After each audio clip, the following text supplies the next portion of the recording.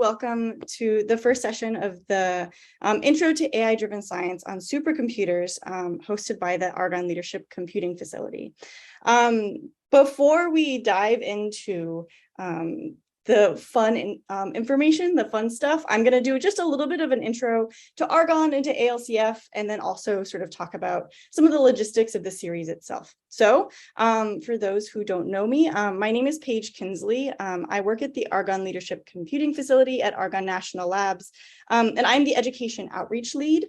And for this 8-week session, or this 8-week series, I'm going to be your moderator of sorts, your host. I'll be introducing folks. I'll sort of just be the face that hopefully you see every week.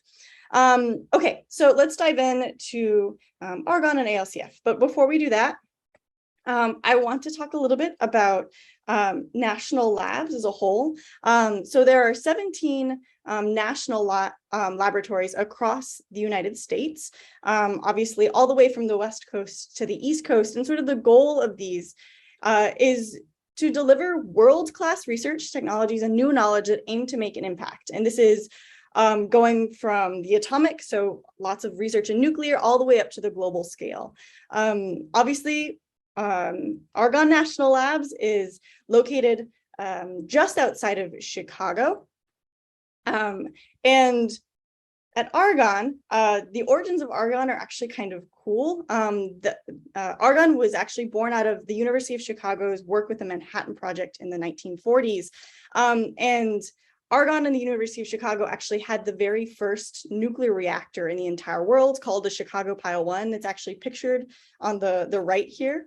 And since the 1940s, Argonne has turned into institution that does multidisciplinary science and research just outside of Chicago. Like I said, we're no longer, so the first Chicago Pile was actually under the stadium at University of Chicago downtown. So we've moved things since then for safety. So Argonne is multidisciplinary, and within Argonne, there are lots of really, really cool research fields. Specifically, I think the one that I love the most is the Argonne Leadership Computing Facility. So the Argonne Leadership Computing Facility, or the ALCF, is a user facility at Argonne National Labs that hosts and supports users using our supercomputers. So these supercomputers allow researchers from across the globe to work through breakthroughs in science and engineering. And we also offer in-house experts, some of which you will actually get to meet and interact with throughout this series. And all of this is hopefully in the hopes of essentially creating new science that will ultimately be good for the world. So at ALCF, we have supercomputers. They're very, very, very cool. And actually, the first supercomputer that we had within the ALCF system was an IBM Blue Jeans L computer that started at 5.7 teraflops. For those who don't know, flops are floating operations per second. It's a way of measuring computing power. And way back in 2004, this IBM machine was able to essentially compute at 10 to the 12 flops. And we've sort of moved from there. Currently, the machines that we have up and running are Theta and ThetaGPU. So ThetaGPU is actually something that you will all have access to. And ThetaGPU runs at 15.6 petaflops. So we've gone 3 more orders of magnitude greater, essentially, than what we started with back in 2004. Polaris is a machine that actually was just opened to users in June of 2022, and it almost quadruples the speed that we were working with on Theta. And then I think maybe the most exciting one that we have at ALCF is the Aurora supercomputer that hopefully will be fully online starting at the end of 2022, and it's going to be in the Exascale. So Exascale is 10 to the 18 flops, so 3 more orders of magnitude. And when it gets online, it will likely be the world's fastest supercomputer for hopefully some period of time. So those are sort of the systems that we're working with. You'll have your hands on ThetaGPU and potentially Polaris as well as the series progresses.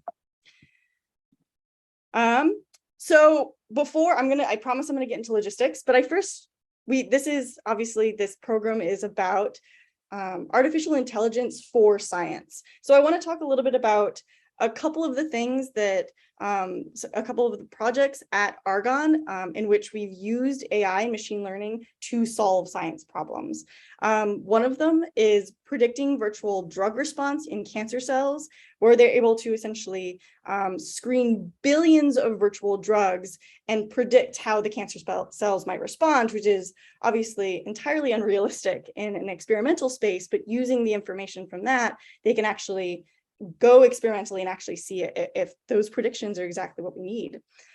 Something else that is being done at ALCF is mapping neural networks in rat brains using experimental electron microscope data, which is really, really high density data, and usually mapping something like a neuron network in a brain is going to be limited to very, very small units, right? Microns, if you will. But with this project, they're hoping to get all the way up to a cubic centimeter of space, which computationally is very, very expensive.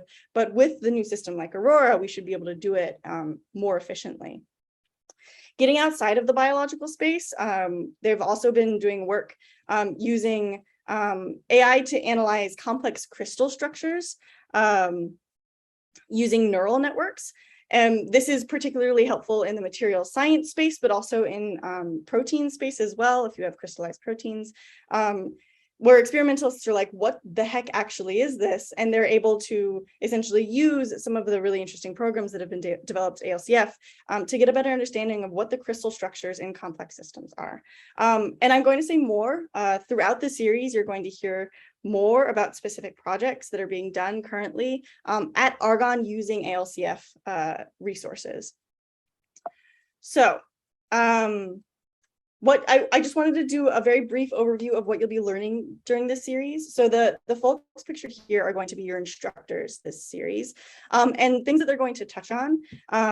Today, we'll talk about the fundamental math behind artificial intelligence and machine learning. So essentially opening the black box and saying what actually is happening when we do something like AI and ML. Also looking at neural networks, how to build them in using a couple different tools. Also modern classification networks and why we need them for more complex problems. And then obviously the most interesting thing is why we need supercomputers in AI training, and you yourselves will be able to run large scale training on supercomputers and sort of understand the power and the need for what we have. So for today's agenda, and this agenda is going to be, this timing is going to be the same every single session moving forward. We'll start with Taylor Childers introducing us to AI and ThetaGPU at 3:50 Central Time. We're going to have a 10-minute break where you can get up, stretch your legs, grab something to drink.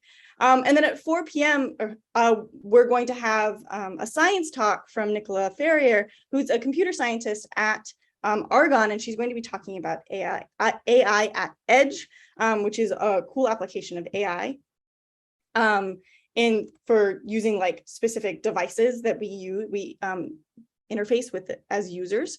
And then we'll have a 10-minute Q&A with Nicola, where you'll be able to ask questions of her and sort of learn more about her science. And then we'll wrap up, Taylor will come back and essentially wrap up his material on the intro to AI and ThetaGPU, and then we'll finish at 5 p.m. Central Time. So before I hand things off to Taylor, I want to go through a couple logistics, and I think some of these things have been going through in the chat. So one thing, if you haven't already, please change your Zoom name to your first and last name so we know who you are. That will make things easier later on. Secondly, please ask questions over Slack. So I know people have sort of been organizing things on Zoom right now. We're going to be using Slack for most of the Q&A, partially because once the Zoom chat is gone, it's gone. The Slack chat will you'll be able to ping even when we're not actually in session throughout the week if you have questions. So if you haven't already, please get on Slack, and we'll make sure that everybody has access, hopefully by the end of today. For the materials, the guides on hands-on exercises that we'll be working with throughout the series is all on GitHub. I'll make sure to post the link so everybody has it. But also, along with the exercises themselves, we also have guides on like how to submit homework, how to access ALCF systems, and also how to use Jupyter Notebooks, which is a tool that we'll be using. So if you have questions on that, they are all going to be on the GitHub repo there. And also recordings and slides are going to be posted a couple days after every session. And so if you have to leave early, if you have to miss a week, if you have to leave late, we will upload those so you can continue to participate in the hands-on exercises as you go. So for the ALCF user accounts, I know there's been much strife over these. I think the first thing we would ask is that you have patience. We're currently working on approving and getting everybody on our systems, but it's taking a little bit of time because there are so many of you, which is very exciting, but also means that things are going to take a little longer. For today, and probably for the next couple sessions, if you don't have an account, you are going to be able to use your own computer using Jupyter Lab or Google Colab. So not to worry, I'll also post links for that if you need them. And then finally, we're offering a certificate of completion for this series, and essentially how to get that. We ask that you complete and submit the hands-on activities using a Google form that is you'll find in all of the logistics emails that have been sent out by the end of the series, and there are instructions on how you sort of need to go about doing that. We're putting a cutoff on November 15, which is a week after the final session, to sort of get everything wrapped up, and then we'll start going from there. So the final thing before we get started is sort of just a couple series guidelines. The first, I think, is be curious and ask questions. I think this is a really cool opportunity to talk with computer scientists who've been doing this for a long time, and it's their job, it's their career. So if you have questions, both about the material, but also generally about Argon, please you're welcome to ask. Something else that's very important is to be respectful to all participants. This is a professional space. And along with that, I think it's something that's important to know is nobody has a monopoly on wisdom. We have a huge range of expertise here, both in fields, but also in progression of career. I know we have high schoolers all the way up to full professors. We have all sorts of different fields of folks that have joined as well. So I think everybody has lots of interesting perspectives to add on this specific, on the topic of AI. So just keep that in mind, ask questions, be respectful. So with that, I'm going to hand it off to Taylor Childers. Taylor is a computer scientist at Argonne within ALCF. And today he's going to be talking to us about an intro to AI training and ThetaGPU specifically. And so with that, I will hand it off to Taylor. Hello, everyone.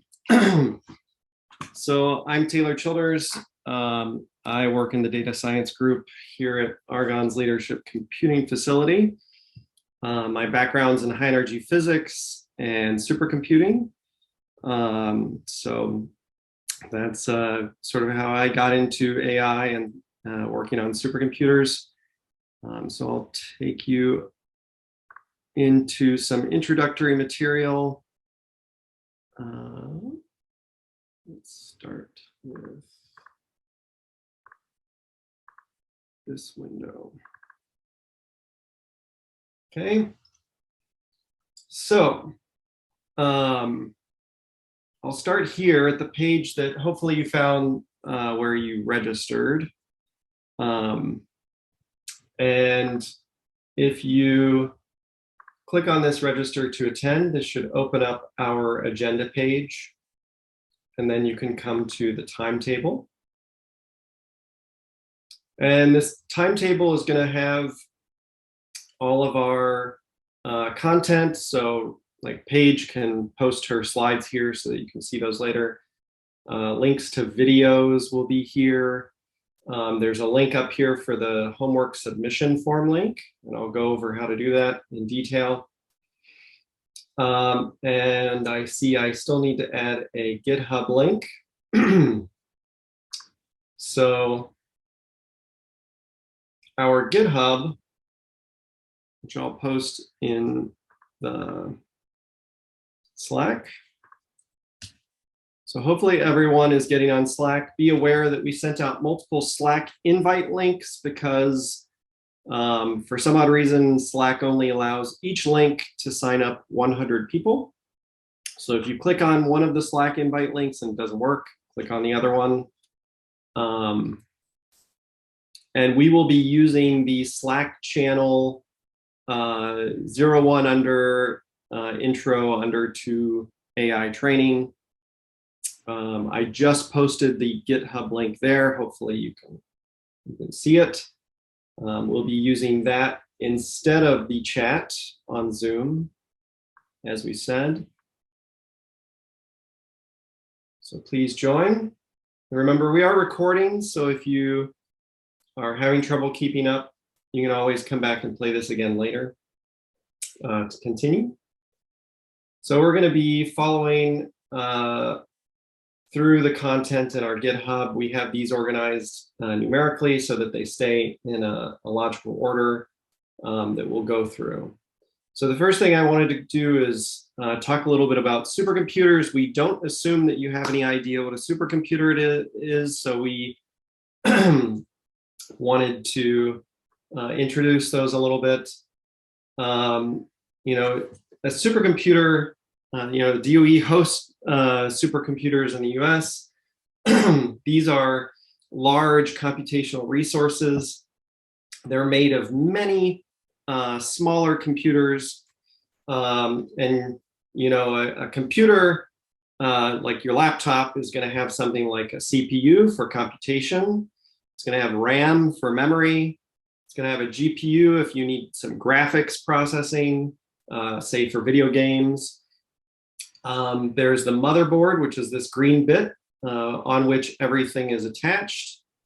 And then you have some sort of storage like a hard drive where things live for a long time when you turn the power off. Now, in a supercomputer, we shrink those down to something that we can fit into a little form factor like you see in this person's hand. And then we stack them in large computing closets that we call racks, and they fit many of them side by side. And then we might have hundreds of these closets filling a room. So when you have something like a high performance computer, you're going to hear this term HPC used a lot by folks like me. Hopefully we remind you, HPC is just what we use for supercomputer or a cluster. Some of you might be familiar with a cluster at your university that you've used. Often you'll have your laptop, you're going to log in somewhere, and that login space gives you access to the supercomputer or the cluster. And your worker node is like your individual computer. And then you have many of those nodes side by side, and they're all connected with a super fast network, much faster than what you use for connecting to the internet. And that super fast network connects all of these computers in a way that you can do calculations across all of them at the same time, share information, much like they were one giant computer, and that's why we call it a supercomputer. Usually there's also a big closet full of hard drives sitting next to these.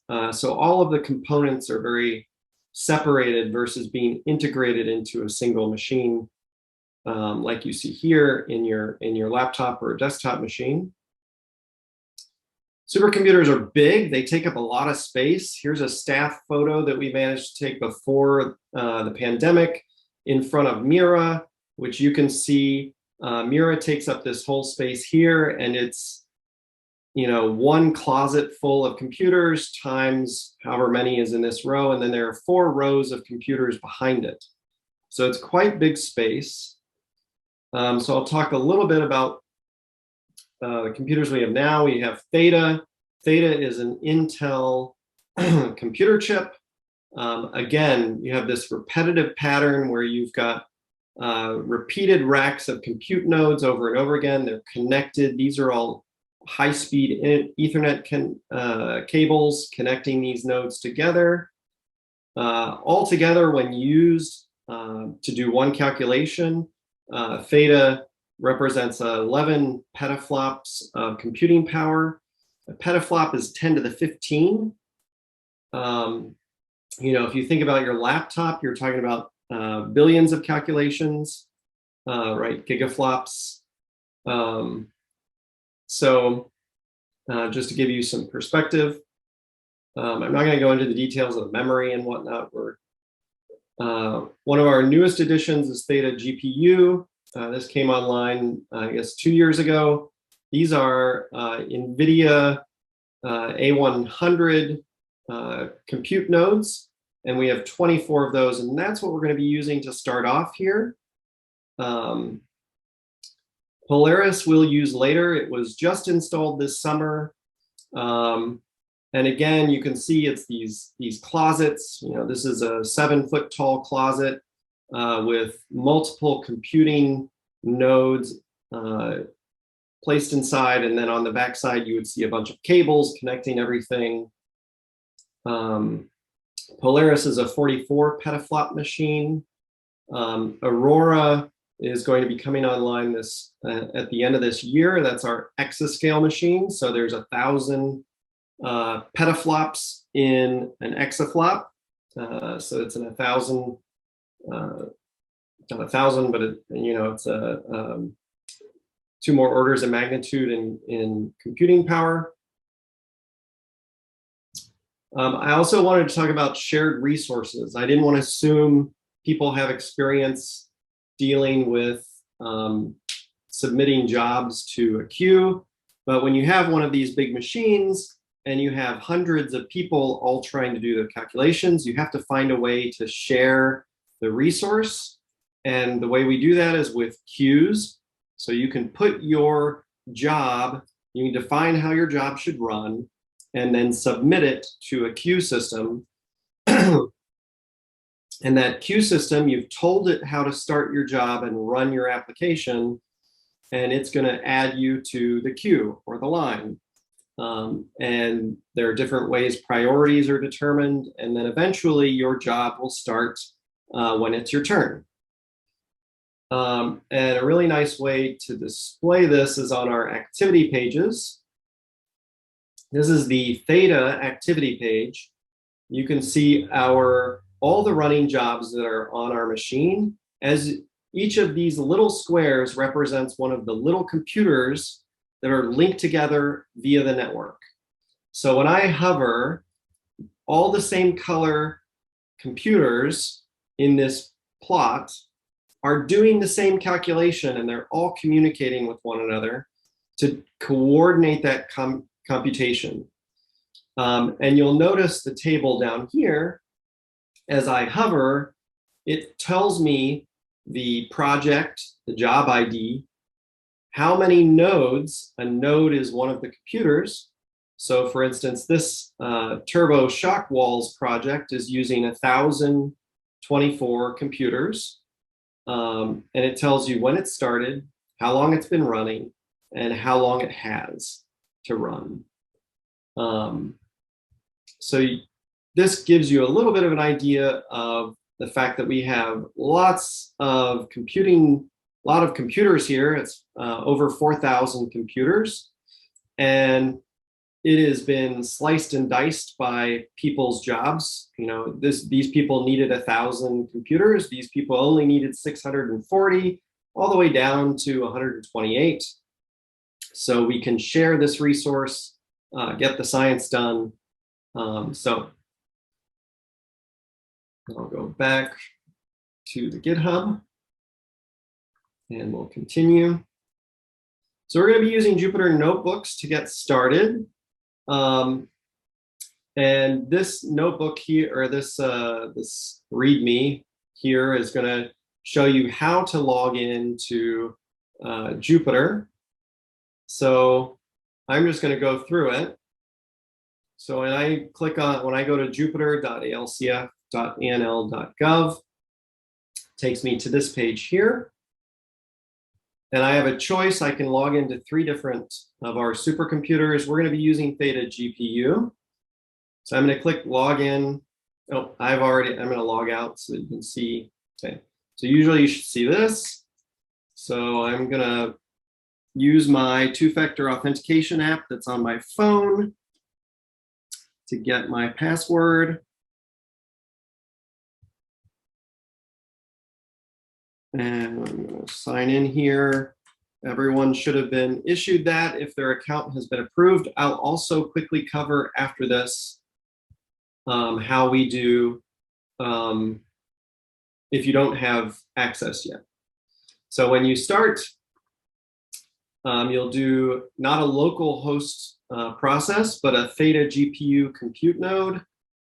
You're going to switch this to a single GPU queue. And then your project list should contain ALCF AITP. I don't know why I have 2 on here. And then your runtime can be between 5 minutes and 60 minutes, depending on what you're doing. I'm just going to say 30 for now. And so what this is doing is it submits a job to the queue. We currently have a reservation, so this should go very quickly. So all of ThetaGPU is reserved for us to use during this workshop. That's why it's helpful to be here live. When you do this, when you watch the video and you follow along later, you might have to wait a little bit longer. This spawn failed. I'm sitting looking at an error, of course. Let's try again.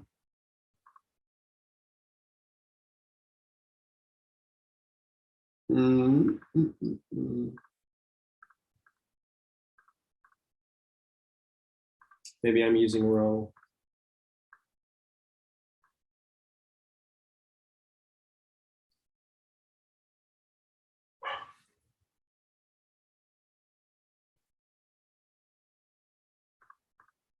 I just want to check. I think there's a file system down. So is there a way to set the attributes with Jupyter Hub?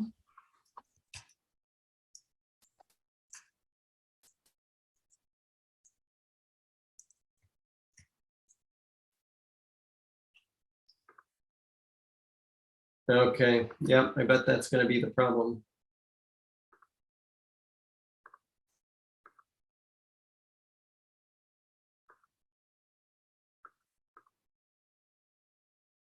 I don't think you can add that as a switch here. I texted Adam. We'll see if he can. What if we do the other way of running notebooks with the ports? Yep. We'll use, so in any case, the instructions are here, and we'll figure out how to deal with this and email everyone on the list, and maybe add it to the instructions. So for now, what we will do is I'll open another tab and we'll go to Colab. So you can go to colab.research.google. I'm going to add this link in the page here.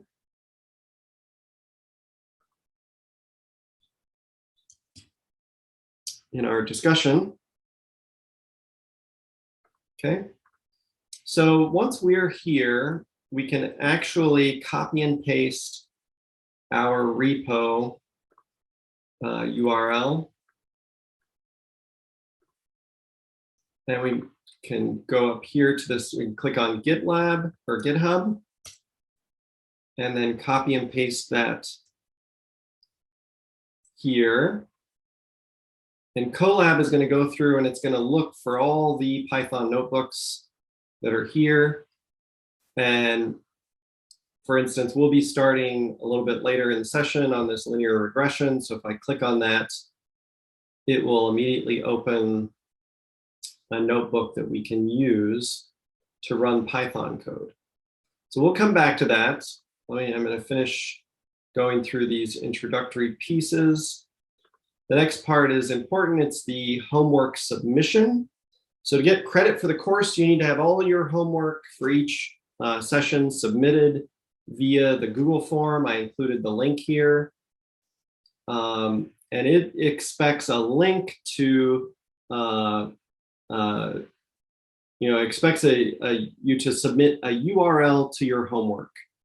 So in the case of a Jupyter Notebook, for instance, the nice thing about a Jupyter Notebook is it records its execution state. So when you look at this notebook that I have in GitHub, you'll see, if you go to the actual notebook in GitHub, and we'll see this later as well.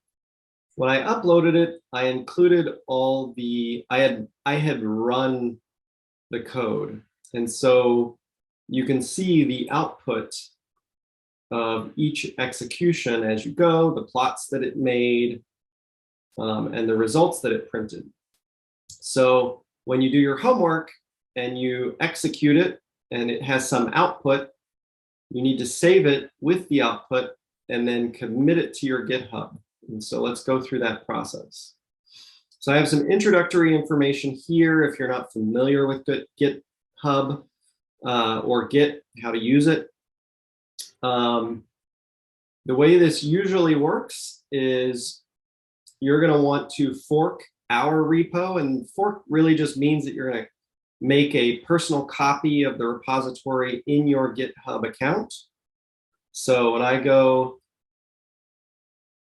up here to the main page of our repo, there's a fork button up here at the right. So I can click fork. And so that's going to allow me to create a new fork in my personal account. So I'm going to create that fork. And now you see this is my version of the AI science training series. I can do whatever I want here, and it does not affect the main one on ALCF's account. So this is Argonne LCF's version of the repo. So if you want to make a fork of this into your personal GitHub account, then you can go into the section, say, when I have my homework at the end of our session today, we're going to be down here. You could easily open this in Colab and then add a few pieces of code here at the bottom, execute them, show the result, save it. And once you've created that, so here I have the forking here. Here I show you how to clone it. So in this case, I'm cloning it to my home directory on Theta. So now I have that located, and I've cloned my own, right? So not the ALCF's, but my own. Now you can do your homework. Here I'm just showing an example of how you might create a new file in the Jupyter environment directly. But it's also, since it's your own copy, you could just add on to the end of an existing file. And then you can upload your homework to the GitHub repo. So here I'm showing how I add a file to the repo, and then I commit that file to the repo. And then I push my changes, which really just is an upload from, in this case, it was run on Theta. So it's uploading the file from Theta to the GitHub website servers. And then you can see it in your fork. Yeah, so I give you an example there. So once you have it in your repo, you're going to copy this URL to the file itself with the execution. So we need to be able to tell what was, that you were able to run your code, it ran without errors, and that it got, that it performed the required task for the homework. And you're going to submit that in this Google form. So you're going to go to the Google form, fill it out. You've got a few questions. You need to tell us which session you're submitting for, right? So for today, you would be submitting session 1. And then you put your link in here, answer some questions, and then submit, okay? So that's how we're going to track the participation. And the idea there is that we will issue some form of certificate or digital badge to show that you participated. Especially helpful. I know we have some high schoolers, we have some undergraduates, and graduate students. So it's good CV building. So there's also syncing your fork. We're going to be updating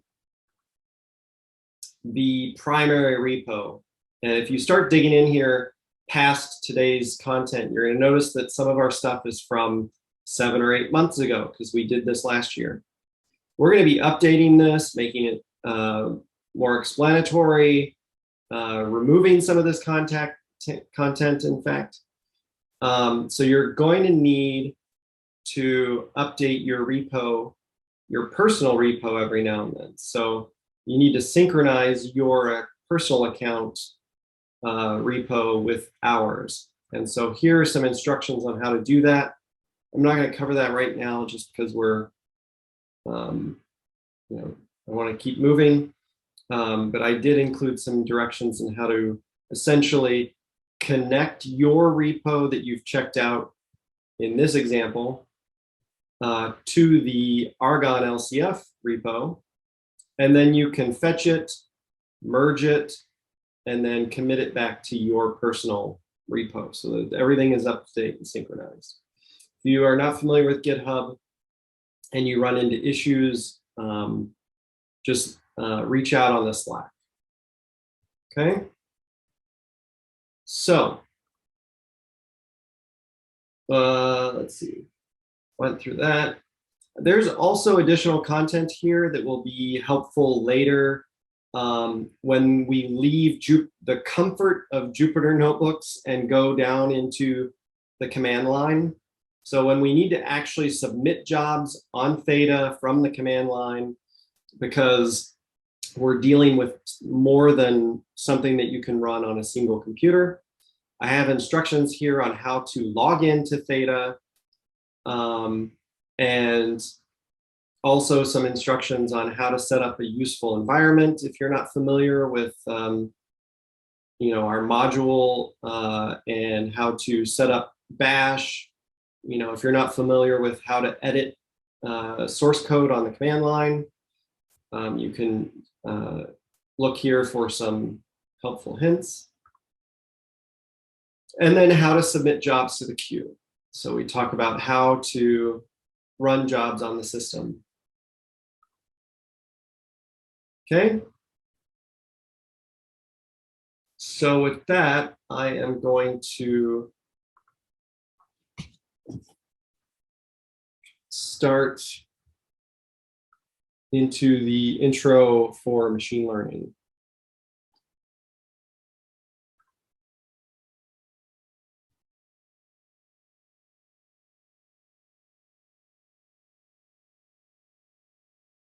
Let's see.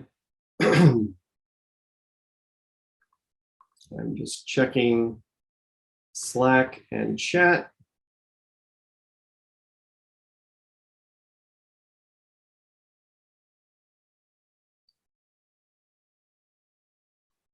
Okay.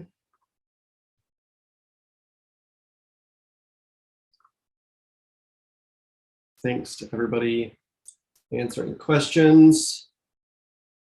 I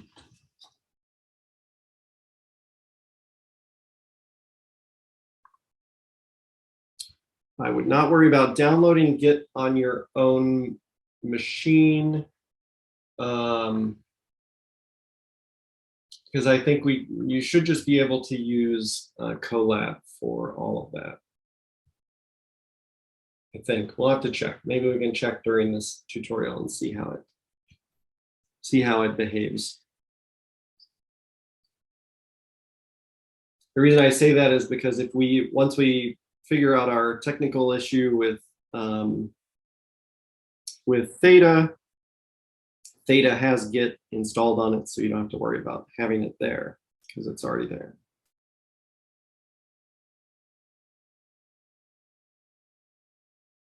Okay.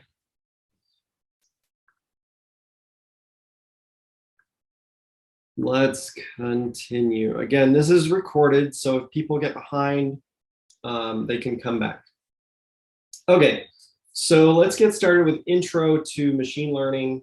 I wanted to start with a simple example. I hope at this point, most people, if not all, hopefully everyone in this call has had to use Excel or something of that sort to fit a line to some data, right? I feel like this is a fairly common example where people use machine learning without thinking too much about it. This is called linear regression. Regression just means you're fitting data with a function of some sort. In this case, it's a linear function, so it's linear regression. So we're going to be review the math involved in this process, and hopefully it will help explain some of the underlying methods we use for AI training. I wanted to point out and provide links to documentation for the Pandas, NumPy, and Matplotlib libraries, which we'll be using heavily. I'm sure there will be more additions here later by some of the other speakers. But Pandas is just a toolkit. It's like the Python replacement for Excel. It handles column row data really easily and provides a lot of tools for manipulating it, as you'll see. NumPy is an array and math library. A lot of data tends to be listed in vectors or arrays of data. Sometimes it's 2D arrays, which is like a matrix, or 3 or 4 or 5 dimensional arrays. And we will be using that and the math libraries that it comes with to do some of our calculations. And then Matplotlib is a plotting toolkit for presenting our data. And of course, having visuals is always helpful. So I didn't look at the first, there's a 0 notebook in this repo, which is really just data manipulation. But I wanted to include it just so you see how the data was created. So in the previous notebook, I used some real estate data from Kaggle, which is a computing competition website. And so they have a canned real estate database. And I just extracted the sale price and the above ground square feet for a bunch of houses. One would naively expect those to be somewhat linear, right? You know, the more square feet, the higher the price. So I wanted to use something real instead of just generating random data. So we'll use Pandas to read the data file. So I haven't executed any code yet. So, so this is the way the Colab window looks at first. You know, when you use a Colab window or a Jupyter Notebook, there's a computer somewhere that has a CPU on it that you can use. And in Colab, you can control it with this menu up here. So connect to a hosted runtime. So I can hit this connect button. So you saw the allocating. So it was finding a machine that was free, assigning it to me, and now I have so much RAM and so much disk. And I'm connected to a Python 3 Google Compute Engine backend. So it tells me in tiny little script on that hover, which you probably can't see on my screen, but tells me how much disk space I have available. It looks like they give you about 100 gigs total, and it currently has 60 gigs free. Okay. Okay, so now I'm connected to a computer, and I can start running my code blocks. So the nice thing about Jupyter, if you're not familiar with it, it lets you write fancy text over here. So you can see sort of the text that I wrote to make this here. And when I am in this view and I'm in this window, I can hit Shift, I can hold down Shift, hit return, and then it leaves that block, processes the formatting, and then visualizes it in a nicer way. So that's called Markdown, if you're not familiar with it. And now I'm going to continue to the first Python code block, where we import all of our modules and tools that we're going to use. And again, I'm going to hit Shift and return. Okay, so Google's going to warn you that this is not authored by Google, so might be nefarious, but of course I wrote it, so it's not. So you can see with the play and the green check mark over here that this piece of code has been run. And so these modules are now accessible to us. Had I run this code first, it would have failed, because this PD is a link to my Pandas module. And that Pandas module knows how to read comma-separated values living in a file. So you'll find in the repo, and actually now that I think about it, this is probably going to fail because that file does not exist. So I need to add a command here, and I will copy and paste this into the Slack when I'm done. So what I'm going to do is I'm going to insert a new code block here. I can run command line commands in the Jupyter Notebook with an exclamation point. I'm going to use wget, which is just a simple program that, if given a URL, it just downloads it. So it's going to download this file for me. Okay, so hopefully that file, slimmed real estate data.csv, is now available. Okay, there we go. So here, let me copy and paste this into the Slack.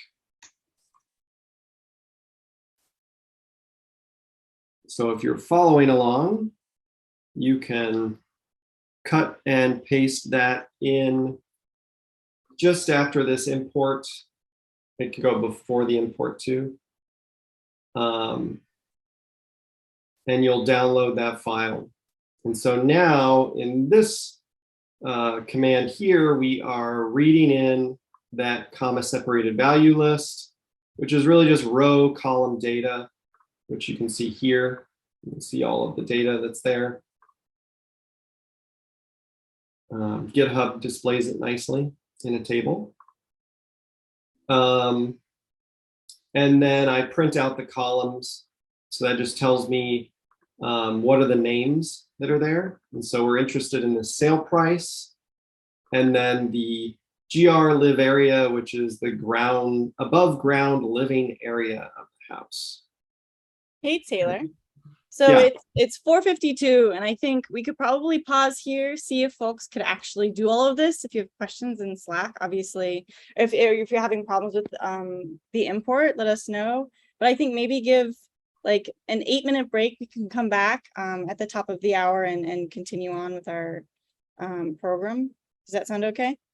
Sounds good.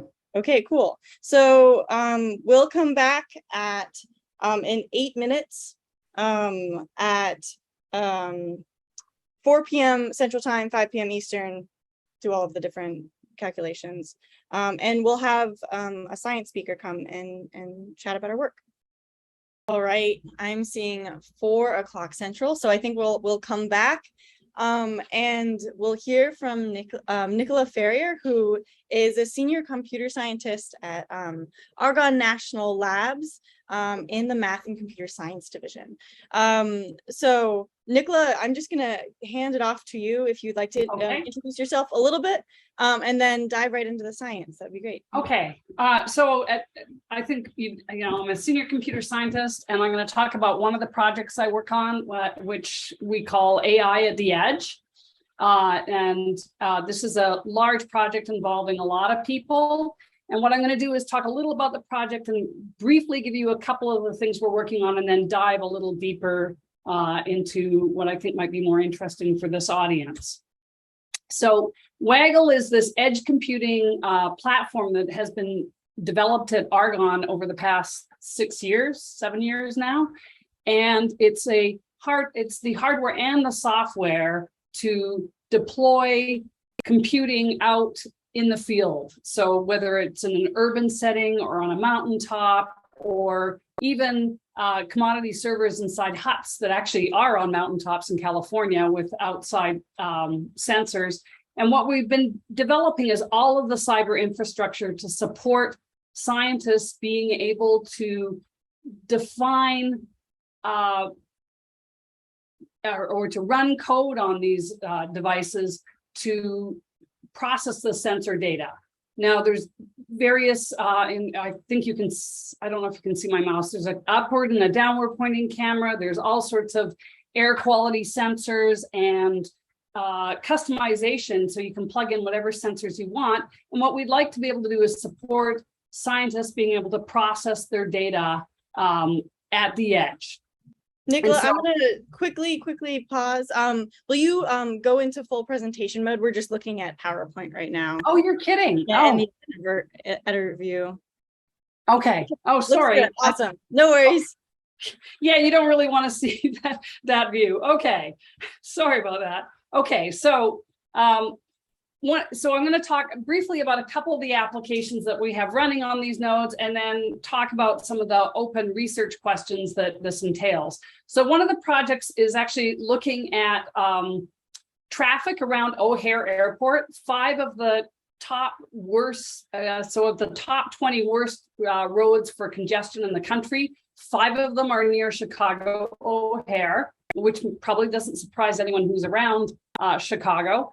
And what people would like to do is really understand the impacts actually on energy. So they'd like to look at the vehicles, the make and model, and the speed and the density to try and compute how much energy is being impacted by congestion.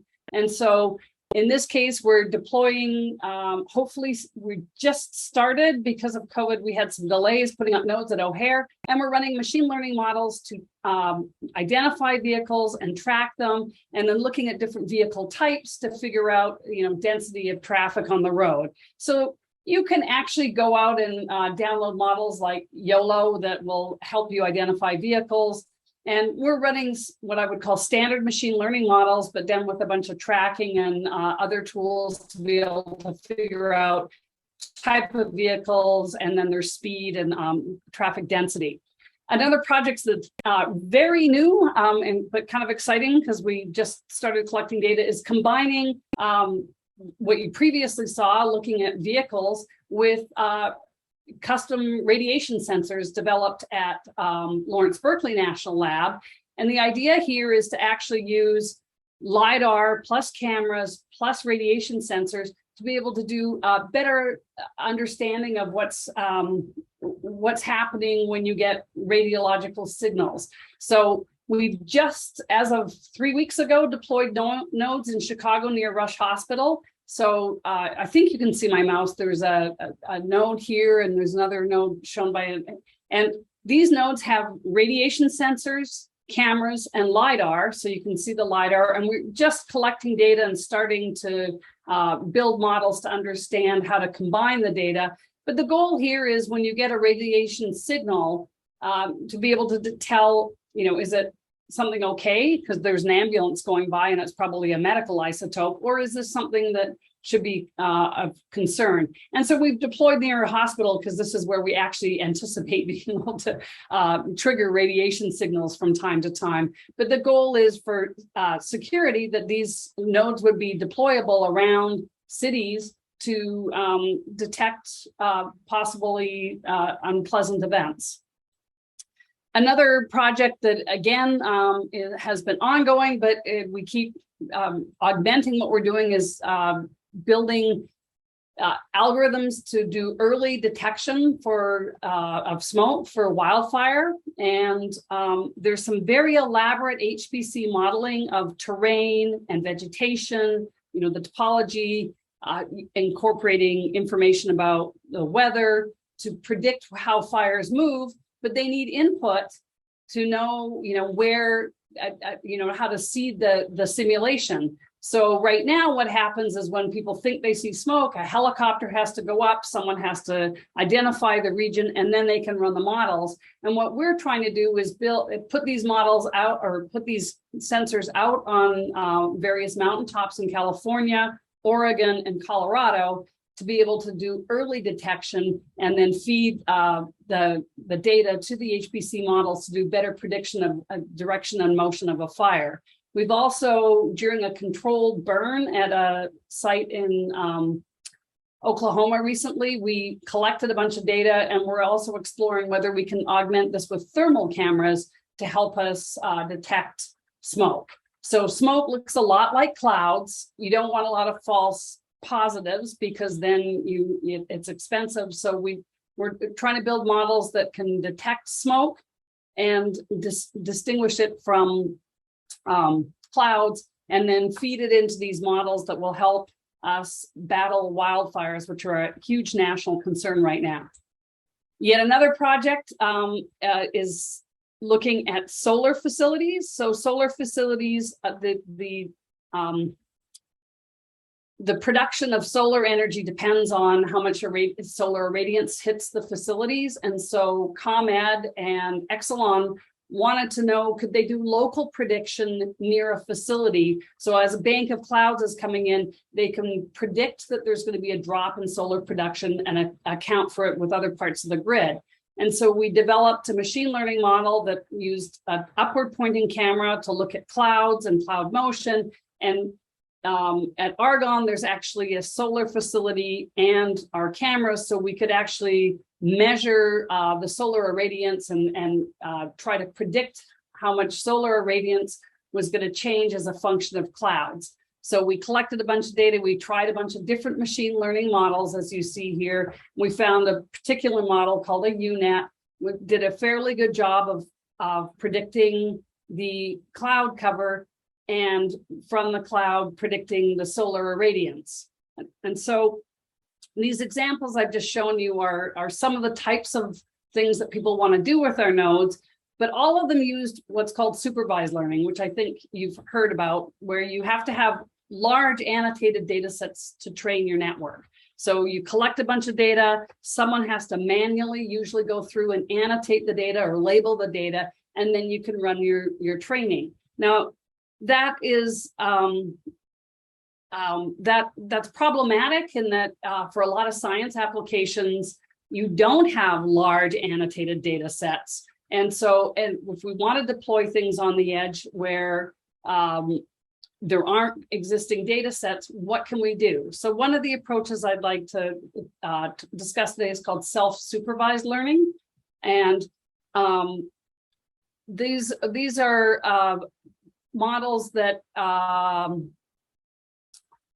that allow you to train on the data as it's coming in without without having labels.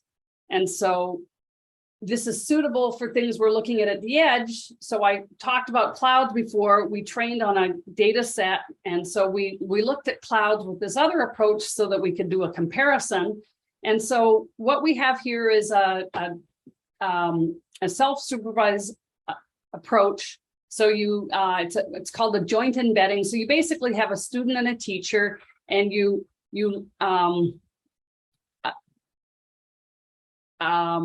there's two parts of your network, and these different branches look at different augmentations of the input and try to do a labeling.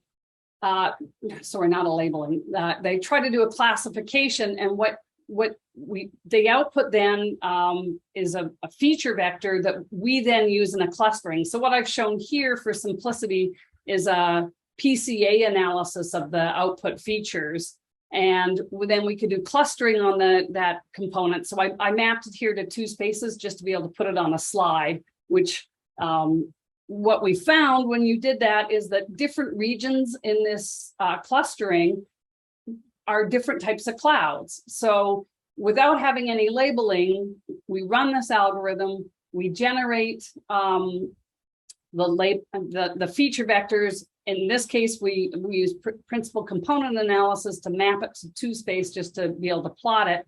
But when we look at either using self-organizing maps or k-means clusterings of these feature vectors, we find that, that similar types of conditions result in the label or the feature vectors being close together in this space. So you can see over here, we have sort of partial cloud, and over here we have total cloud cover. And so we think this would be a mechanism that would allow scientists to be able to use our edge computing platform without having to have huge labeled data sets, which we think is going to be a limitation for people, for scientists being able to and deploy for different applications.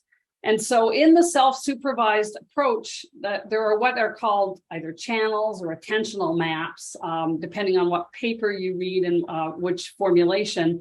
And what we found is that these different attentional maps highlight different types of clouds. So what you see here is actually what's called a total sky imager. It's a kind of like a fisheye lens that looks at the whole sky. There's this bar here that moves around to block the sun so that you get a better image. But what we find is that the different attentional heads allow us to look at different clouds. And in a way, what this allows us to do is now take this unlabeled data set, and by looking at the different attentional maps, we can actually ascribe a label to it, and now we have a labeled data set that other people might want to use for other applications.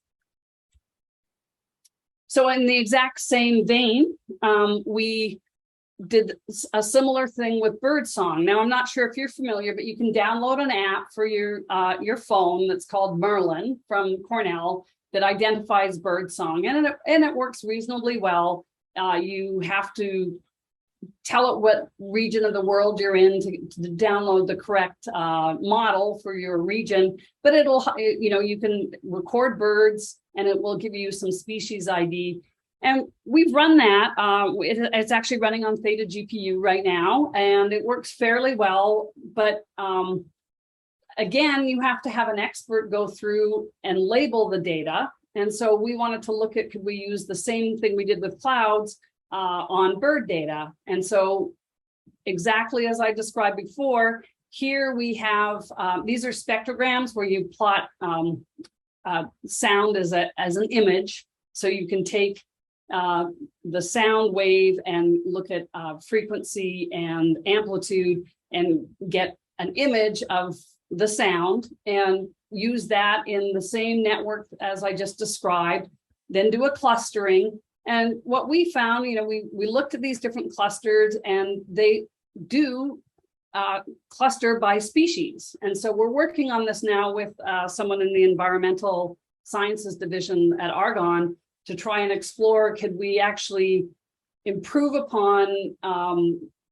the ability to do birdsong detection. Now, one of the things with the app that's on your phone is that when you run that network, it outputs a confidence measure, and the confidence measure is not very reliable. So you need to know how to interpret it by species. And so if you threshold at some level, you're going to miss out on birds that really are there. And we're working with the Nature Conservancy in the Chicago area to look for what are called secretive marsh birds. So they're very hard to see.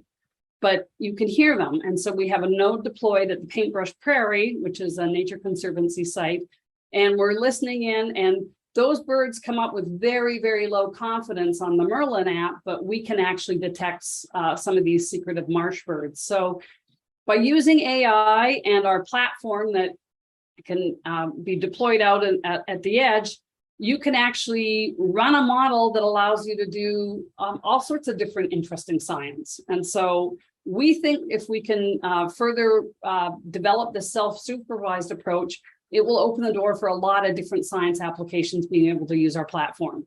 And with that, I'm at my time and ready for questions. Actually, I'm a little slow, sorry.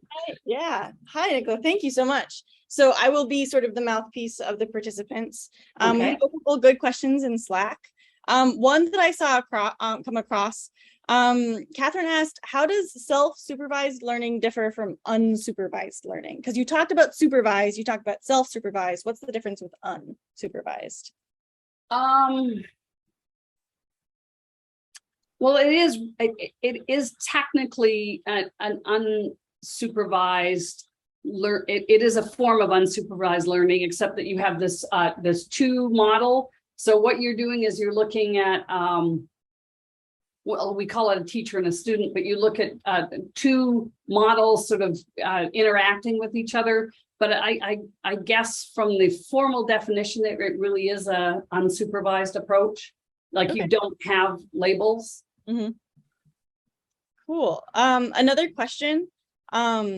Zachary asked, how do you choose the number of clusters for cloud images? So that's a great question. We tried, we played around. There are techniques depending on what clustering you use. So, you know, we use self-organizing map. We tried k-means. I showed you some stuff with PCA. And so depending on the approach, there are metrics that actually you can look at to try and help guide you. So it's called I'm trying to think what KL stands for. So there's a when you're looking at k-means, there's an elbow test, I think it's called. There are various tests for the different approaches, and we tried various approaches, and so most of them so like if you're using a Gaussian mixture model, there's a metric called, sorry, you're grilling me on technical details here, and I know it's like I know what the in my code it's I'm sorry, I'd have to look it up, but there is a metric with every single clustering approach. There's usually a metric that you can look at that tells you where the sweet spot is for how many clusters you should have. Cool. Okay. Another question. Is the technology that you're discussing similar to the technology that's used for ShotSpotter in Chicago? ShotSpotter is a technology that detects the sound. I know what ShotSpotter is. So I don't know a lot about the technology. I know that one of the issues with ShotSpotter is it has a lot of false positives. So the police in general don't like it.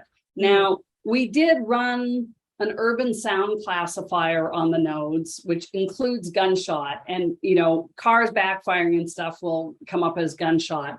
So same technology. I don't know the details of ShotSpotter. I don't know if I believe it is based on sound and spectrograms in the same way, but I don't know full details. But I will tell you that the stuff we've played with urban sound, I wouldn't suggest it without really careful data sets. Nothing we've done with sound was any good at gunshot. Okay. But yeah, they're both based on audio signals. I don't know the details of what model is used for ShotSpotter, but I do know that it has a lot of false positives. Yeah, that would be a problem. Okay, I'm going to do one more question. There were a couple others that hopefully will get answered eventually, but one more right now. Zamith asked, are you currently using real-time online learning in any of your systems?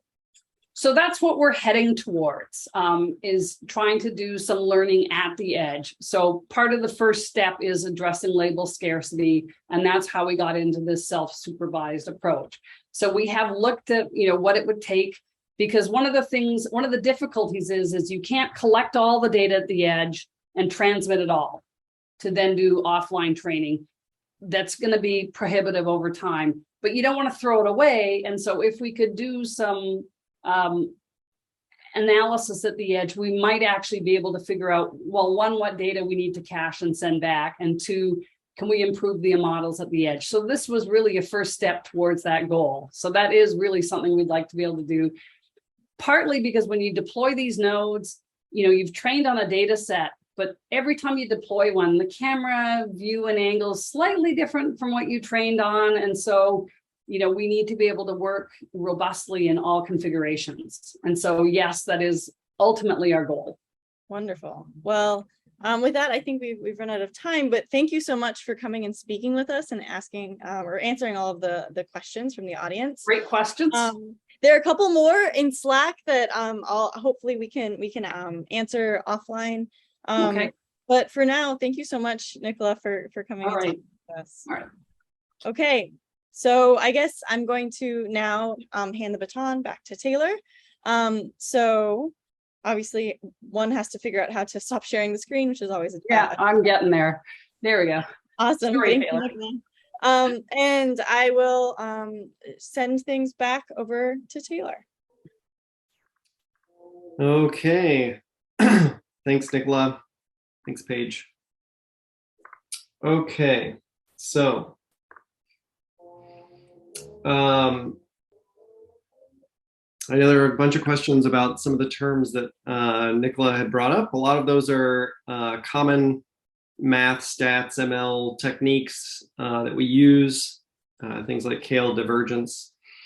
If you Google those, you'll quickly find the answers that you seek, especially if you Google specifically with like machine learning or Python, if you're looking specifically to use them in AI. So back to our notebook.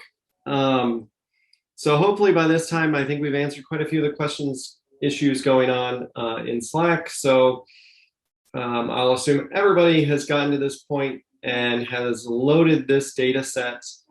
I thought it was a really nice solution. Someone had posted where I guess Pandas knows how to deal with URLs. So if you just copy and paste this URL right inside, it will automatically download it for you. So now we have our data loaded, and we're going to use matplotlib to plot our data. Now, Pandas has a nice plugin for matplotlib where if you have your data, you can just use this plotting function.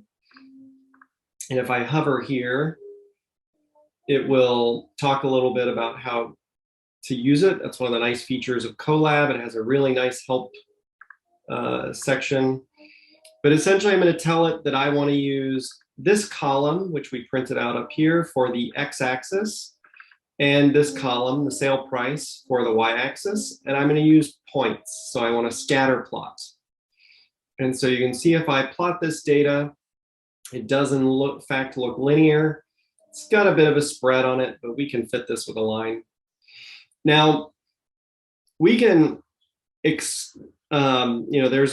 are equations for doing linear regression. You can explicitly calculate what the slope and the intercept of your line are. I put those equations here and link to the Wikipedia where you can find those. So we're going to quickly just demonstrate. So first I'm going to find out how many data points I have, how many rows are in my Excel sheet effectively.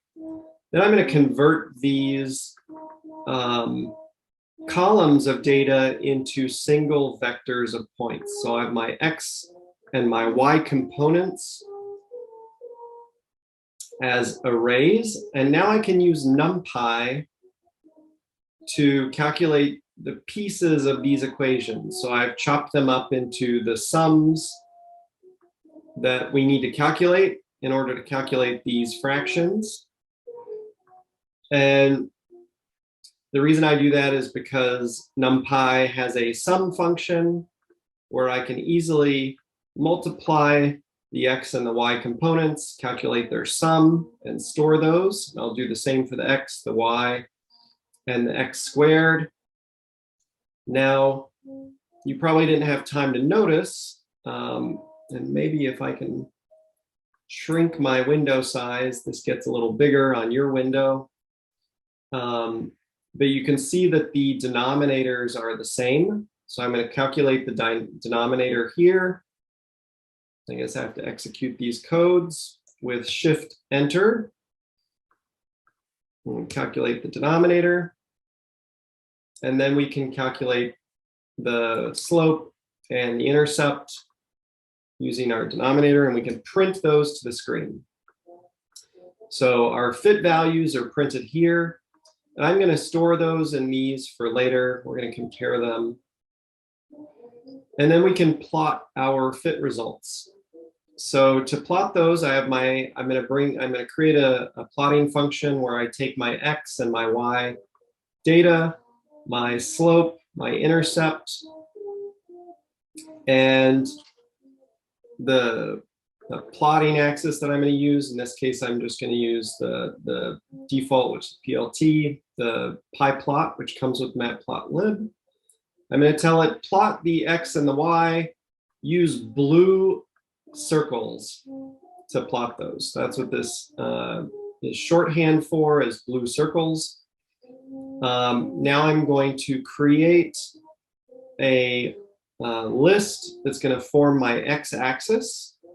And I'm just going to use the minimum value of X from my data and the maximum value. And I'm going to create an array that counts from the minimum to the maximum in single digits. So, if the minimum was 2 and the maximum was 5,000, it's going to count 2, 3, 4, 5, all the way up to 5,000. And that's going to be my linear X. Now for every entry in that array, I'm going to calculate the Y point based on the slope and the intercept. And now I have an X and a Y, and I can plot those. Even though they're points, I can tell PyPlot, please use a line with the dash. So it's going to use a line, and I want it to be red. So now I can call that function with my X and Y data, my calculated slope and intercept, and you can see my fit line is quite nice. Now I want to introduce this concept of stochastic gradient descent, which is used a lot in machine learning training. This is used on large data sets. It's an iterative method, which means we repeat the same process over and over and over again. And it usually focuses on optimizing a loss function, and I'll go into defining that. But we can use it here in linear regression to demonstrate how it works so that we're on footing that we understand. So in AI, neural networks are often referred to as models, because once they're fully trained, they should model or predict the behavior of our system. So in this case, what we have are the house prices, and they vary based on the house size. So we know our system follows a linear model. So we have our, we can immediately write down what our model should look like. We know it's going to have a slope and an intercept, and we need to find out what those values are. So what I'm going to do is create a function that represents our model, and we just pass in these parameters, okay? Now we have our loss function. A lot of words people use: loss function, objective function. But the point is, this is something that we define, and it's based on what we want. What is our goal for this problem? And then in this case, SGD, which is the common abbreviation that we use for stochastic gradient descent, because it's a mouthful. SGD, in the method of SGD, the goal is to minimize the loss function. So to make it as low as possible. And in this case, we can use the mean squared error function as our loss, because really what we want is our y value to be as close to the predicted y value. And just to clarify, the predicted value, y hat, is listed up here. That's the value we calculate based on the x. So given some x and a slope and an intercept, those sloped intercepts predict a specific y for our system. So for really bad m's and b's, our y is going to be very different from the real value. And so when we plot this function, we all know what a parabola is, and this function is very much a parabola. And so what we want is to minimize this function, and the minimum happens right here at the bottom of the parabola. And if you're not familiar with calculus, just be aware that when you take the partial derivative of our function and set it equal to 0, you can solve that. It will tell you where the minimum is in that for that function. So we're going to create, I need to actually execute these codes so that they are in the memory of our system. Oh, I didn't run this one. So we plot our data. I'm going to create our model. And then I'm going to create our loss function. So that's now in memory. We can use it later. So for minimizing the loss function, like I said, we're going to take the partial derivative of our loss with respect to the variables that we're trying to fit, and set those equal to 0. So that would be how we minimize that function. We can calculate those partial derivatives. I put them here for your reference.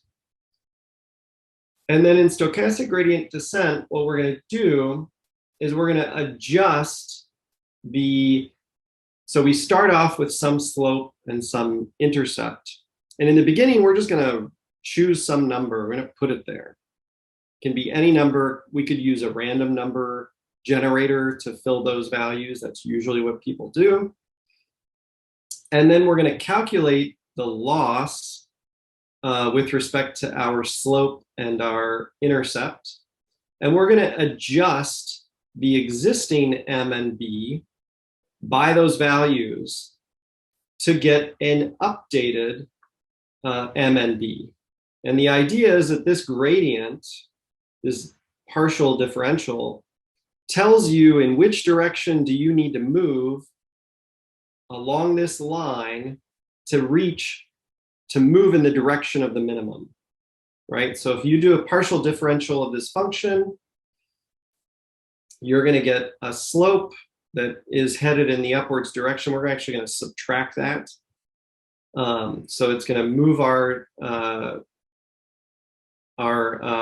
position down this function, this direction, compared to the initial values that we selected.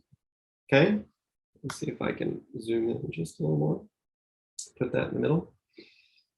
Okay, so this is how we're going to update our values. And we're going to do this over and over and over again. And so if we look at our loss function, if we randomly select our slope and our intercept, and we, and I forgot to introduce this parameter here, which is what we call the learning rate. It's just a factor, a multiplier, and it's a constant that we set. So we're going to set this value. And usually if you were to only use the partial differential, the value from this calculation, it would be very big. And what you would find is you would jump back and forth on this parabola, and you would never reach the 0 point because the adjustment to m and b would constantly move you back and forth here. So eta, or the learning rate, is usually some small value. In a deep learning problem, you usually start with something like 10 to the minus 3. In our problem, you'll find we do something slightly different, just because this is a much simpler problem.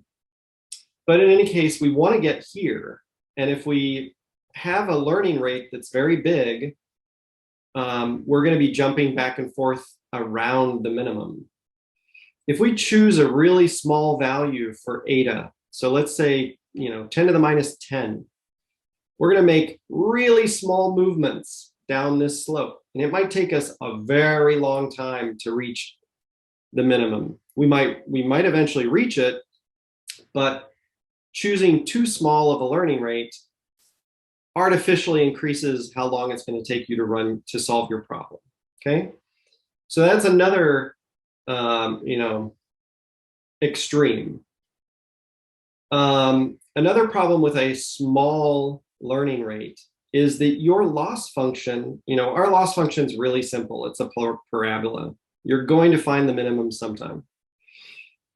If you're in a real life situation, you're dealing with a high dimensional loss function, not even a two-dimensional loss function. I simplify it here so that we can visualize the problem. But usually you have a multi-dimensional space that is not a nice concentric plane or anything like that.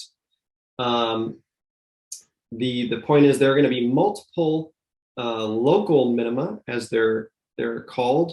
You want to find the global minima, not this one, because the best solution to your problem is down here. So if you accidentally randomly select a point over here, your learning rate is small enough, you're going to come and you're going to stop right here, because there are solutions to this minimization problem at all of these places. And so what we want to do is start with a large enough learning rate that we sample our loss space and jump around. And of course, with these, I drew all of my arrows being a constant size. So the idea here is you've chosen your learning rate to be a constant size. So you found your minimum, but you're still bouncing around it.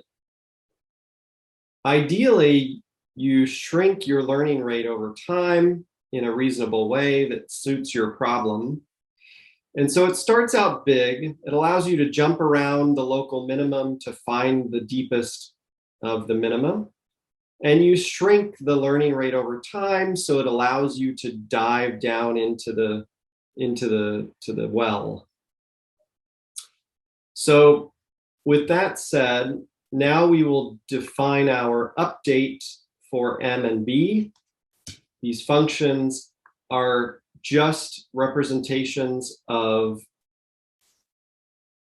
these equations here, written in code. So you can see the partial differential. I take the mean, and then I apply the learning rate times the differential to the original slope that was passed. And I return that as my updated slope. Same with the intercept. Now we can put all of these things together. So I'm just going to randomly choose a slope of 5 and an intercept of 1,000. I executed that code. Okay, so we're executing that. There's my linear equation. Now I'm going to calculate the loss. So you can see my loss values are quite large. That's because we have large values in our data. Normally, when you're doing machine learning, you would normalize these values to be comparable to one another. But we're not going to bother with that. The point is we have some loss values here. We are just printing the first 10 out of the data set. So I passed the full data set in. So my loss vector here represents the loss for each of the data points. So now I can set a learning rate, and I can update my M and my B based on the initial values that I specifically chose for no reason whatsoever. And then I can plot the resulting updated values. So what you'll see are the updated slope and intercept. And what I calculated early on, so I put that here as a comparison. So this is when we calculated the slope and the intercept using our equations. These are the values they gave us. This is after just doing one update. My initial slope of 5 has moved to 5.47. And my initial value of 1,000 for the intercept hasn't changed at all. We'll talk about why. So now I can put this all together and create a loop where I'm going to do this process multiple times. And there's a little extra mess in here because of all the plotting, because I want you to see the progress as we go. I'm going to zoom back out here. So you can see I reinitialize our slope and our intercept. Now I'm going to create a learning rate for the slope and the intercept separately. I create an empty list to keep our history of our loss, so the loss as we go, so that we can see how we are progressing over time. I'm going to tell this loop to run for 30 steps. And so the first thing I'm going to do is extract the X and the Y data again. I'm going to update my slope and my intercept. So here the prediction is being calculated for each point. The loss is being calculated. Or sorry, not the loss, but the updated value, the differential, the partial differential is being calculated. The learning rate is going in. Notice I pass each one, the M and the B, to the update M and the B. And now I'm going to calculate my loss, and I'm going to average it over all of my points. So this is the average loss over all the many entries. I think there's a few thousand points in this data set. I didn't print it out. I'm going to save this loss value in my list. That way I can plot it later. I'm going to print some progress, and now I'm going to plot all of these things, and we can talk about that as we go. So if I shift enter here, so what you see here in blue is the calculated fit. The red is our current fit. Every time this updates, it's running an iteration of our learning process, of the SGD, the stochastic gradient descent. You can see our loss during the first loop and the second loop and so on is being minimized. So we're minimizing our loss as we go, and eventually this flattens out because we reach the best fit. So this is the previously calculated, so this is calculated with the equations, and these are the fit from our currently running loop. And this is going to run for 30 iterations, like I said, 30 steps because of this. And so you can see it's updating. And we've pretty much reached the conclusion. We don't have to keep going. You can see it visually in this case. So, sorry, my throat is drying out. So I'm going to stop this and then click that stop button.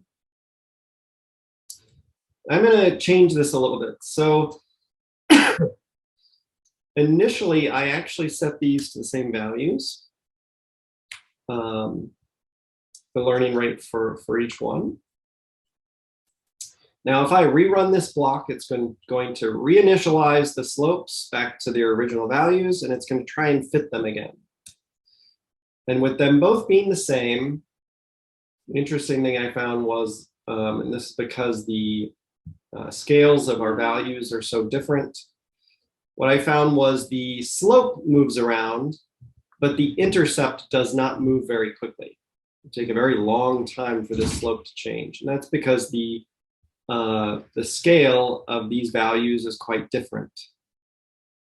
So when I calculate that partial differential, I need to be moving more, I need to be updating the slope more aggressively than the intercept more aggressively than the slope. So that's why this was set to -1, and this was set to -7. Now, remember I said that if you have a really small learning rate, you're going to move very slowly. So let's just update these. I'm going to make this 10 to the -1 lower in both of the, I keep hitting Control S, it's not what I want. Shift Enter. So I've made the learning rates a factor of 10 smaller. I'm rerunning my fit. And what you're going to notice are that the values are updating, but my fitting is happening at a slower rate. And that's because my learning rate is smaller. That's the multiplicative factor. So it's slowing down the speed at which I enter my minimum. So you can see that exhibited here through the loss rates. Okay. So you can see I'm slowly approaching. My loss is going down. I'm slowly going into that minimum that I so want to be in.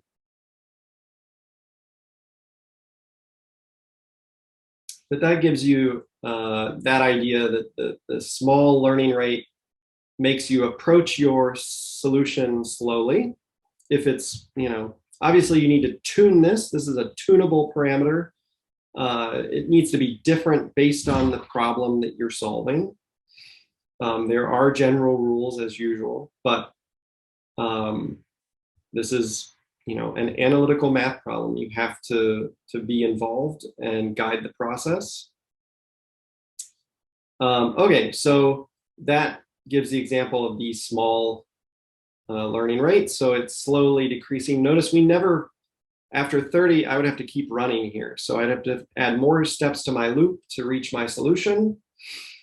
Now, let me change this to slightly larger. So I had it at 10 to the -7. I'm going to set it to 10 to the -6 for the slope.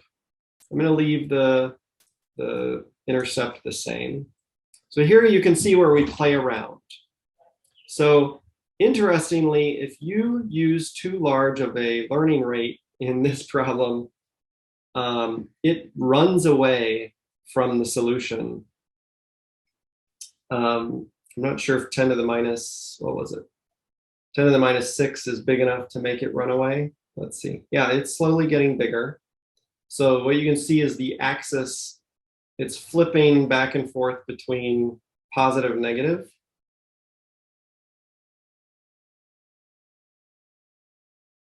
Actually, no, it's getting smaller, but it's bouncing around.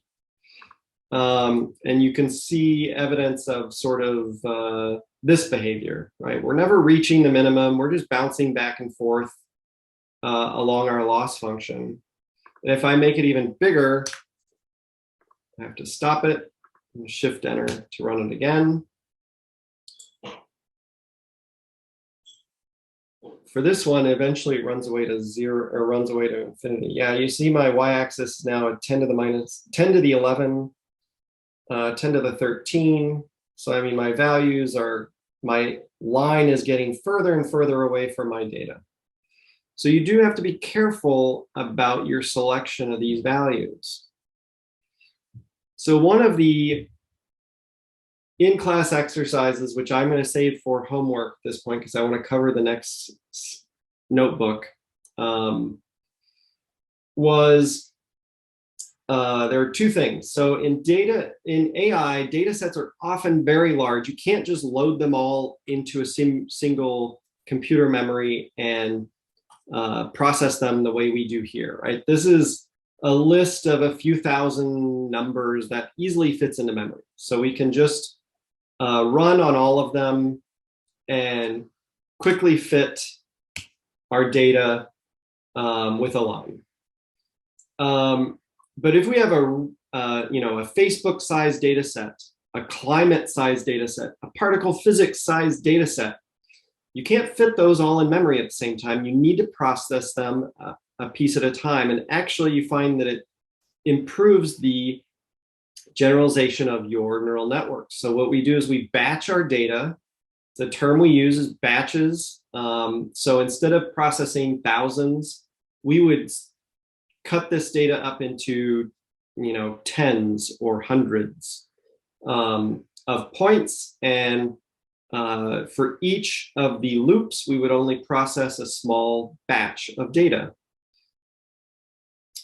And so one of the exercises I was going to have you dive into was rewrite that loop where you sample the data in smaller batch sizes. And I gave you a hint on how to look up a function that should be helpful. For programming, Google is always your friend, so always Google. And the other thing is, in this loop, I am doing this. I have a constant learning rate. I'm moving around, but I never reduce the size of my learning rate. Can we do better in this fit by reducing the size of my learning rate over time? So the other exercise was add learning rate decay, as it's called, to the loop, where you slowly reduce the size of your learning rate with every iteration of the loop. Okay, so those are two exercises for you. And I'm going to move on to the next. So I'm going to leave this.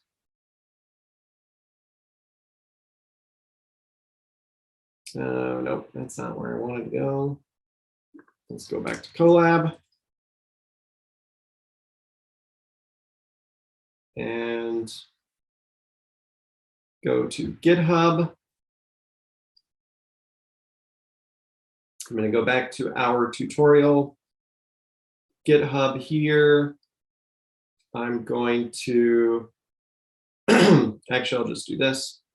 So if you type in Argon ALCF, it will actually search GitHub for all of those.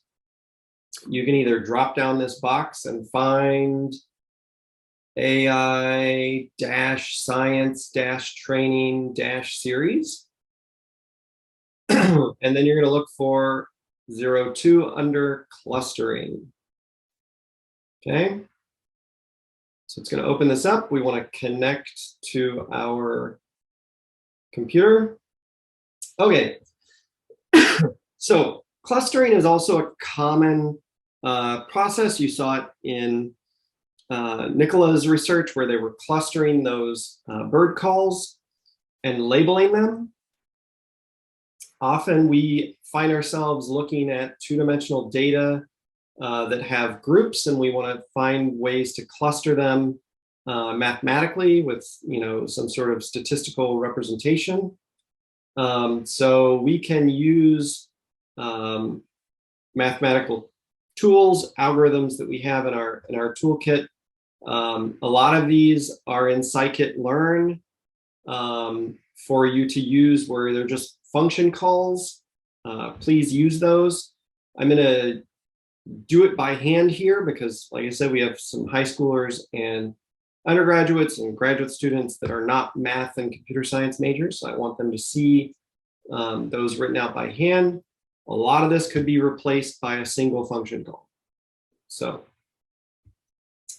in this case, I'm going to use just some simple, a simple function that comes from scikit-learn for generating separated clusters in 2 dimensions. So that's this make blobs function. So if I execute this code, it's going to create for me 2-dimensional data set. I specify all of this here. So I tell it how many points do I want, how many centers do I want, what's the standard deviation on the cluster. This is just using Gaussians. If I want to set the random number starting point, and it returns the data points, the cluster labels for each of the data points. So each of these are the same length of array.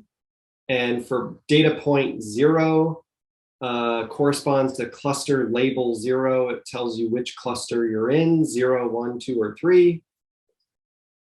And then it tells you the centers. So this is a list of 4 points that give me those red X's on this plot. So here I'm plotting the data. The zeroth, the second dimension is the X and Y axis in my 2 dimensions. So I grab my 0th dimension, my first dimension. So this is X, this is Y. And then I tell it to plot blue dots, okay?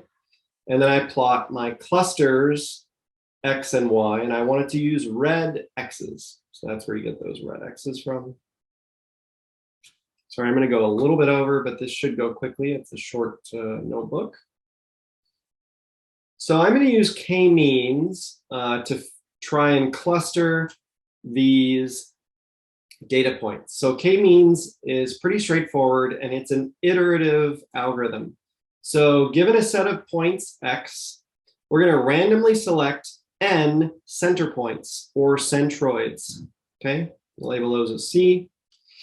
We're going to calculate the distance of each point in our set X to the n centroids. Okay, and then we're going to assign points a label. We're going to assign points the label 0 to n-1 based on which centroid they're closest to. We're going to calculate new centroids based on which label they got. And those are going to be the center of mass for each of the clusters of points. And then we're going to repeat steps 2 to 4 until the centroids no longer shift by more than some distance. Because obviously they might jitter around once we hit a stable place, or till no points have changed their labels between iterations, or some predefined number. Obviously, we don't want this to run for infinity if, for whatever reason, our fitting algorithm is unstable. So we also put a stopgap in there. So we're going to have a function that initializes our centroids to some random value. So we have our data points, and we have how many centroids we want to use.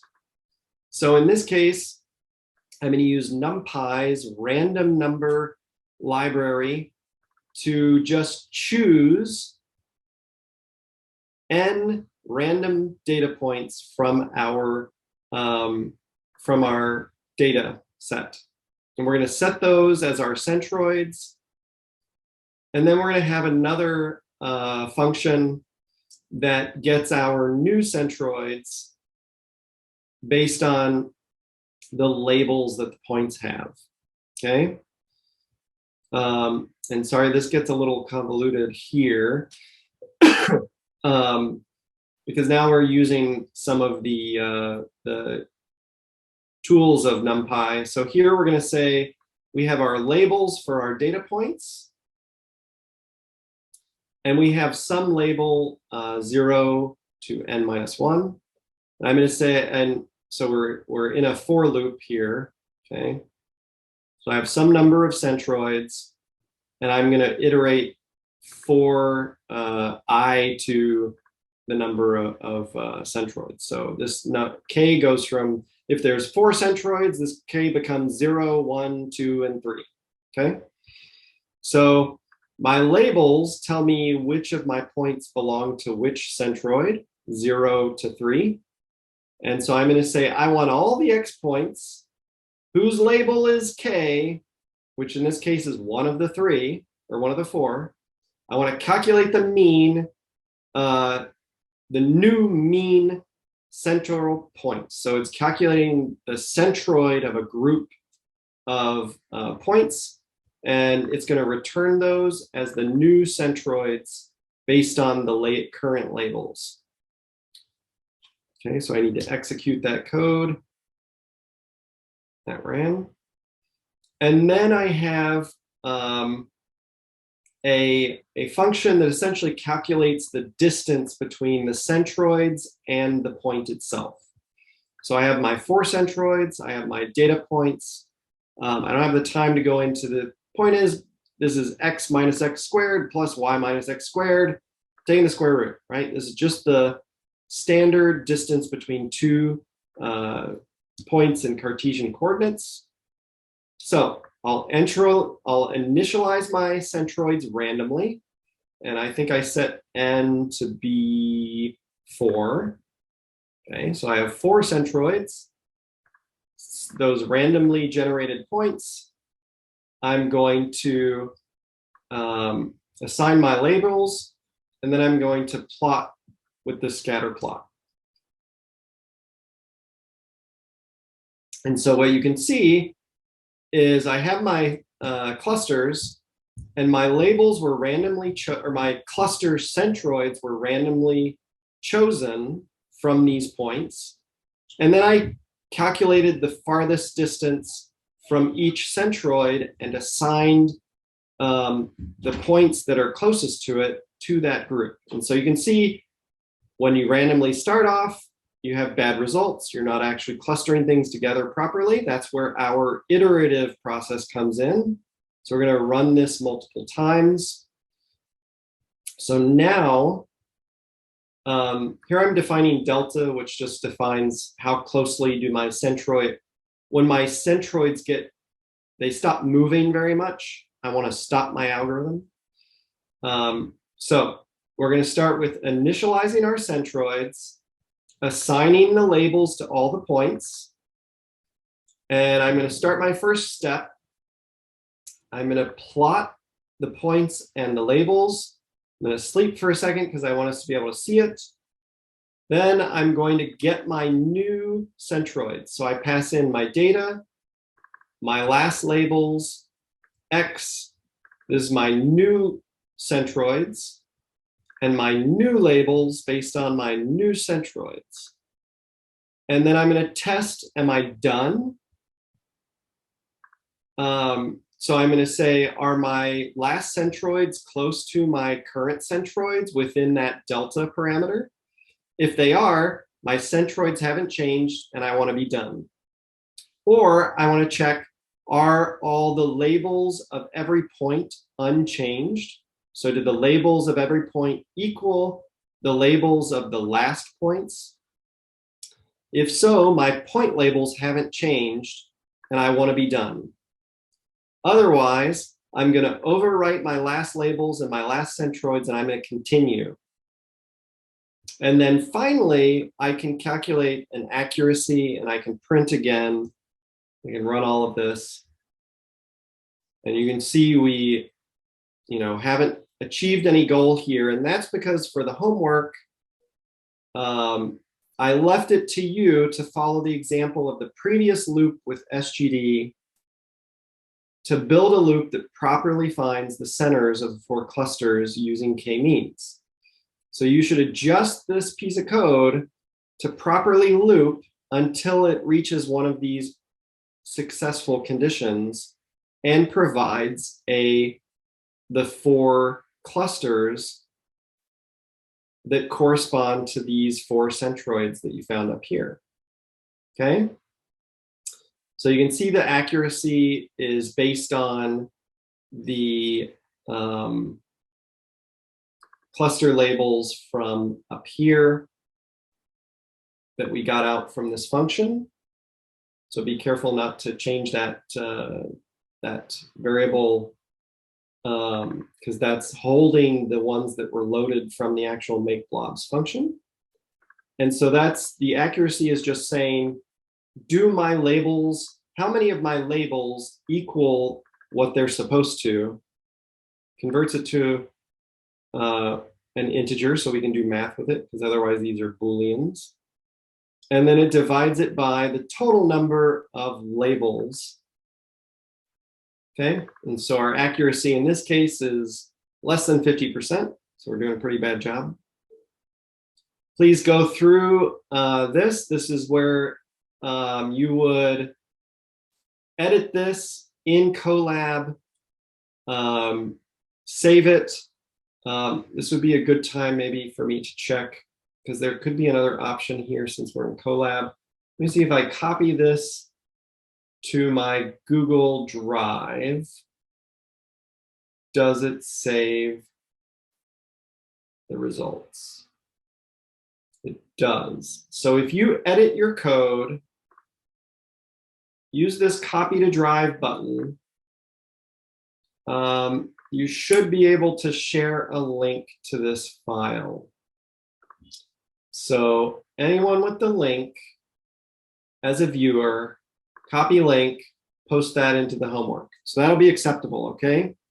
You don't have to upload this to the GitHub if you don't want to fool with that. Eventually we'll need to use the GitHub because we will be logging into Theta, running on the command line, but this gives us a little time for you guys to familiarize yourself, go through those introductory notes that were early on, you know, the intro to ALCF pieces. There's how to log in if you're not familiar with using terminals, how to submit your homework, practice that a little bit if you need to, if you're not familiar with Git or command line. And that brings me to an end.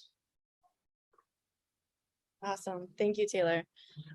Well, thank you all for sticking around a little bit later. Homework, once you get the opportunity to go through the 2 notebooks that Taylor showed, you can submit them on the Google form. I'll make sure to post it in Slack so it's easy to access, and we can go from there. So with that, hopefully we'll see you I'll see you all next week in one form or another. So have a good day. Bye all.